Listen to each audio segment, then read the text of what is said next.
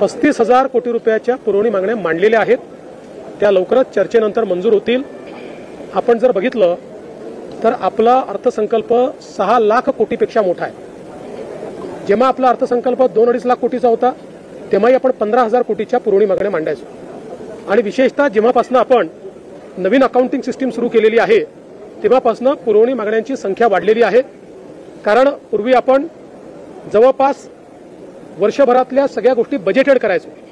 आता आपण त्या अर्थसंकल्पित केल्या तरी ऍक्च्युअल त्या मागण्यांच्या संदर्भात जे बजेटिंग आपण करतो ते पुरवणी मागण्यांमध्ये करतो।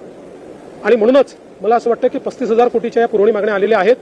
योग्य चर्चा करून त्या मागण्या आम्ही मंजूर करू।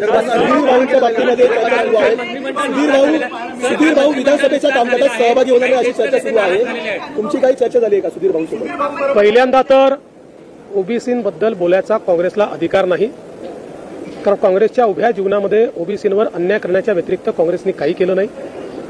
महाराष्ट्रातलं ओबीसी मंत्रालय मी मुख्यमंत्री असताना स्थापन झालं।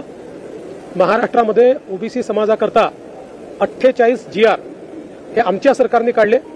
मी आणि शिंदे साहेब असताना महाज्योतीची स्थापना असेल, 52 हॉस्टेल असतील, शिक्षणाची व्यवस्था असेल, PhDची व्यवस्था असेल, वेगवेगळ्या प्रकारे विदेशी शिक्षणाची व्यवस्था असेल, रोजगाराची व्यवस्था असेल, सगळ्या बाबतीतली कामं ही महायुतीच्या सरकारने आम्ही केलेली आहेत। काँग्रेसला दाखवण्यासारखं एकही काम नाही। देशामध्ये देखील इतक्या वर्षांनंतर ओबीसी समाजाला त्या ठिकाणी संवैधानिक दर्जा हा मोदीजींनी दिला। जवळजवळ 60-65 वर्षांनंतर मेडिकल जे ऍडमिशन आहेत त्याच्यामध्ये ओबीसींना आरक्षण हे मोदी साहेबांनी दिलं।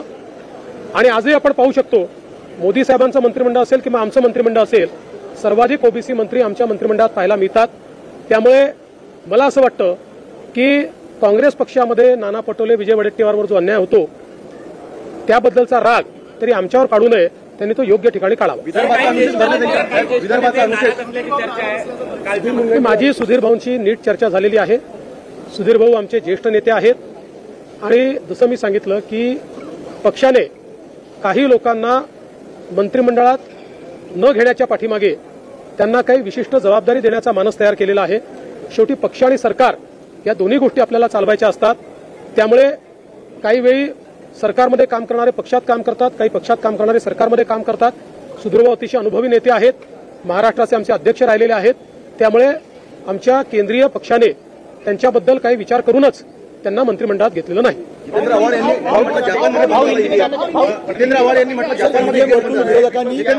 जापानमध्ये ईव्हीएम बंद झालाय, मग आपल्या इथे का नाही?